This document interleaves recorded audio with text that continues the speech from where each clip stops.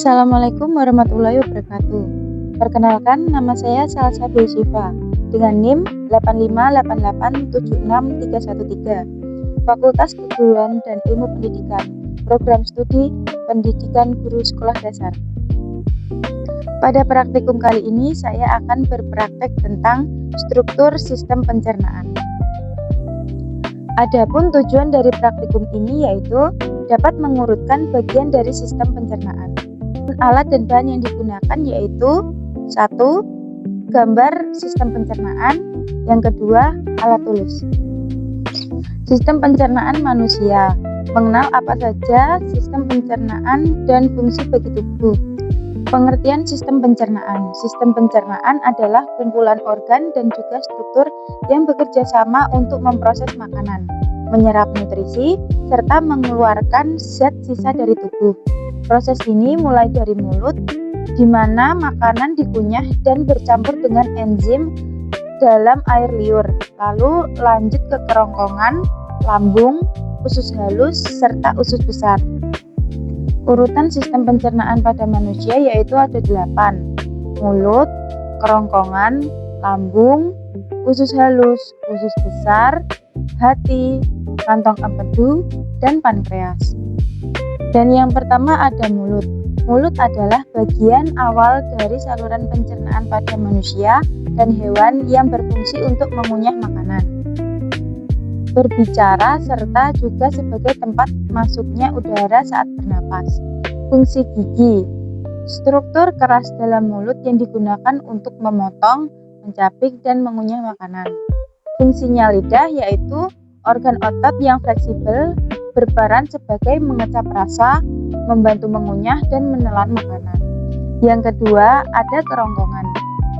Kerongkongan adalah sebuah bagian dari saluran pencernaan yang berbentuk tabung panjang dan berfungsi sebagai penghubung antara organ faring atau tenggorokan dengan lambung. Fungsi lapisan otot yaitu terdiri dari otot kerangka di bagian atas dan otot polos di bawah untuk mendukung gerakan peristaltik. Fungsi mukosa yaitu sebuah lapisan paling dalam yang melindungi dinding dari sebuah gesekan dari makanan. Selanjutnya yaitu ada lambung. Lambung adalah organ berbentuk kantong yang merupakan bagian dari sistem pencernaan manusia.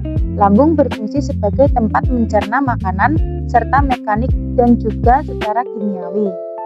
Fungsi fundus yaitu berfungsi sebagai tempat menyimpan udara atau juga gas yang tertelan bersama makanan. Fungsi pilorus yaitu pilorus berfungsi untuk mengatur aliran cimi dari lambung ke usus halus melalui sphincter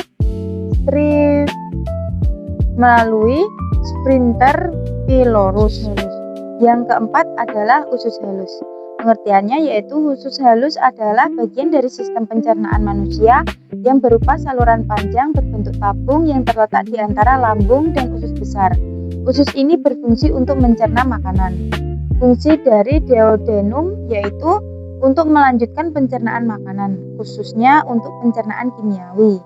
Yang selanjutnya ada fungsi jejunum, adalah untuk menyerap bagian besar dari makanan yang sudah tercerna.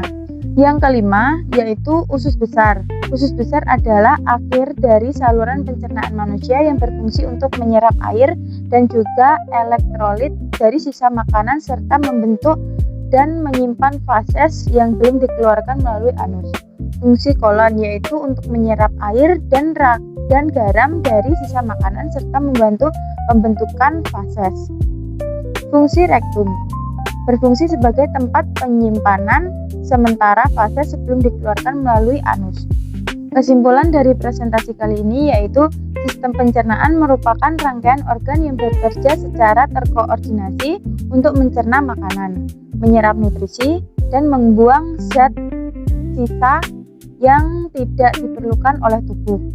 Proses ini dimulai dari mulut dan dilanjutkan ke kerongkongan, lambung, usus halus, usus besar, hingga anus dengan bantuan enzim dan cairan pencernaan.